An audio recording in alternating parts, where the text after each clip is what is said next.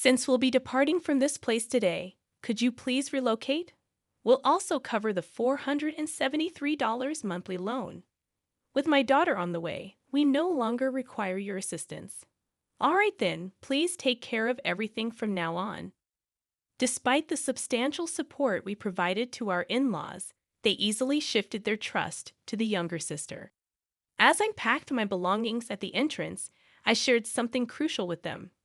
By the way, there seems to be a misunderstanding. The monthly loan repayment is— As I spoke, their faces turned pale in shock. My name is Emily, a 35-year-old office worker. I've been married to Tom for 3 years. We met through a mutual friend who believed we'd be perfect for each other, and that intuition proved correct. Tom and I were drawn to each other from our first conversation. Tom felt the same, and we started dating. 2 years later, he proposed, and I happily accepted. Our families supported our marriage, and we had a wonderful wedding attended by many. After our honeymoon, we began our life together, sharing household chores and enjoying a peaceful, stress-free life. Tom, having lived alone for a long time, was a great cook, which was a huge help. We cooperated in all household tasks, and we were grateful for each other's company. 3 years passed in the blink of an eye, and our bond remained as strong as when we were newlyweds. However, a significant event occurred when Tom's father fell seriously ill. We rushed to the hospital, and after a week of tests, he was released, but concerns about a recurrence lingered. Recognizing that they might not handle another emergency, Tom proposed the idea of living together. "What if we lived together with my parents?" he suggested. It was an expected proposal, and I agreed. We quickly discussed the idea with our in-laws. "Live together?" Tom's mother inquired. "It's not a bother at all," I reassured. "Emily and I are worried about both of you."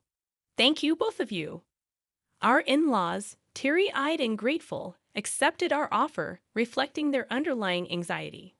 We promptly moved in with them, and the mother-in-law, understanding that both of us worked, took the lead in household chores. Thanks to her, we could focus on our jobs, and the father-in-law, now retired, spent his days resting at home, which significantly improved his health.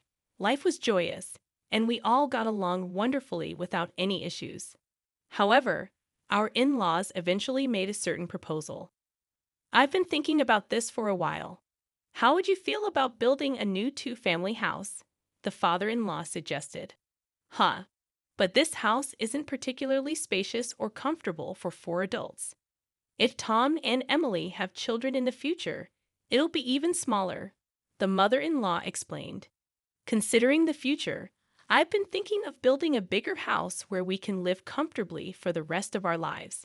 However, it's not something we can afford with just my savings. We will need to discuss and decide together." Tom and I were surprised by the proposal, but we thought it wasn't a bad idea. While the current in-laws' house wasn't too small, it wasn't particularly spacious or comfortable either. Long-term living there might lead to stress building up between us. Perhaps buying a new house where everyone can live comfortably is a good idea. After discussing it with Tom, we decided to go along with the father-in-law's proposal.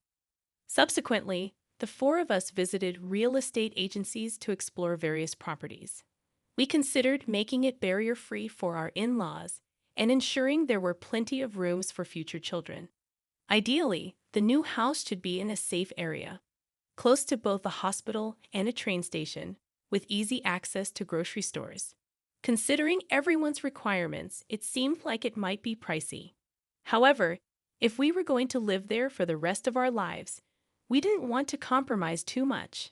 Every family member felt the same way, so with determination, we decided to build our dream house, even if it cost a lot. After some time, our new home was finally completed. The exterior and interior were both new and beautiful, lifting our spirits just looking at it. "This is really amazing. I can't be sick anymore. I want to stay healthy and live here for as long as possible." The in-laws expressed their joy. My husband and I were equally excited, realizing that this would be the house that would be with us for our entire lives, even when we have kids. I want to play catch in the garden and have barbecues. That sounds great. Let's make lots of family memories here. We were overflowing with excitement and joy. Living in the house turned out to be truly comfortable, and it felt like the pinnacle of happiness. Being in a comfortable home made me even more enthusiastic about my work. Subsequently, my work went very smoothly, and both my public and private lives were fulfilling. I genuinely felt grateful for buying this house. The months passed in the blink of an eye, and 2 years had passed in this house. We continued to have a good relationship with our in-laws as always, believing that the days ahead would be filled with happiness. However, at least in this place for life in our new home, something unexpected happened. It was when the sister-in-law and her husband visited our new house. While this really is a nice house, it's not fair that only you guys get to live here. What are you talking about? We discussed and decided to buy this house with our parents, but I can't help but feel envious. When we were still living in a cheap winter, it feels like you're living beyond your means. The sister-in-law often visited our house during holidays and always expressed her envy. Every time, she would accuse us of being unfair. We've been paying the mortgage for this house, and it's quite a hefty amount every month. We're living within our means, earning enough to pay for this house, so there's no reason for her to complain. If we were to live here with the in-laws, it would be so much fun, don't you think? What? Can you even afford the mortgage for this house? My husband and I exchanged a glance. The sister-in-law probably just blurted out without giving it much thought. However, her careless words started to move my in-laws' hearts. It would be lovely if Kana could move and live here together. Yes, it would liven things up. Hey, what are you two talking about? Haven't we been living together all this while? Come on, I was just saying. Exactly. There's no need to panic, right? Ha ha ha. While the in-laws tried to brush it off, it was evident that they were enticed by the idea of living with the sister-in-law. The in-laws seemed to have a particular affection for her, even more so than for Tom. She is a beauty with delicate features and looks like a doll from her childhood. Being 4 years younger than Tom and born when the in-laws were older, they doted on her even more. This pampering led her to become quite spoiled, and Tom had to deal with her demanding nature. Having heard all this from Tom, I was always wary of my sister-in-law. For a while after we got married, Tom and I were both caught off guard because she didn't seem to be giving us any trouble. However, recently, she has been increasingly eyeing our new house. It seems she frequently visits the house during the day when we're at work. Oh, Emily, you're back. Then I'll be leaving now. Huh. I wish you'd stay a bit longer, but Tom and Emily might find it inconvenient. I don't think it's a nuisance. You might say that, but it's evident in your eyes and behavior. Unwanted guests should leave quickly. See you, Mom and Dad. Take care. When the sister-in-law left, the in-laws were visibly upset. They looked as if they wished she stayed longer. Even though they didn't voice their feelings, their faces and attitudes spoke volumes. Feeling out of place, I usually retreated to my room after work. When Tom came home, we head to the living room for dinner. The atmosphere around the dinner table grew more and more tense, with longer silences. Tom began to notice the change and started to realize that the sister-in-law was the cause. Around the time our relationship with the in-laws started to deteriorate, the sister-in-law finally made her move. One holiday, Tom and I went shopping in the morning. When we returned, there were unfamiliar shoes at the entrance. We exchanged glances, wondering if something was amiss. Then, the mother-in-law approached us from the living room. You're finally back. We need to talk. The mother-in-law's tone was different than usual. As we entered the living room, the sister-in-law and her husband were there. Ah, you're finally here. Kana, what's going on? From today, we'll be living here, so please leave. What? Tom and I were taken aback by her sudden declaration. What is she thinking, moving in today? Hold on, it's ridiculous to say that all of a sudden. It's not sudden. We've discussed this with Mom and Dad for a long time. the sister-in-law replied confidently. Is it true you discussed this with them? Tom and I knew the in-laws were swayed by the sister-in-law's words, but we had no idea things had progressed this far. Kana and her husband said they'll take care of us from now on. I'll do the housework and even care for you when needed. Please rely on us, Mom and Dad. If our daughter is here, we don't need you anymore. A daughter-in-law who doesn't do housework or have children is no match for Kana. What? I was deeply hurt by their words. Seeing my shocked face, the sister-in-law smirked. We'll pay the $473 monthly loan. Okay. Huh? $473? It's a great deal to live in such a nice house for that. Tom and I were dumbfounded. The in-laws were already planning to kick us out. After such treatment, we couldn't continue living there. Is that settled? We can't leave immediately. Could you give us at least a week? We need to find a new place. Fine. Ah, you're looking forward to living with Kana and her husband from today.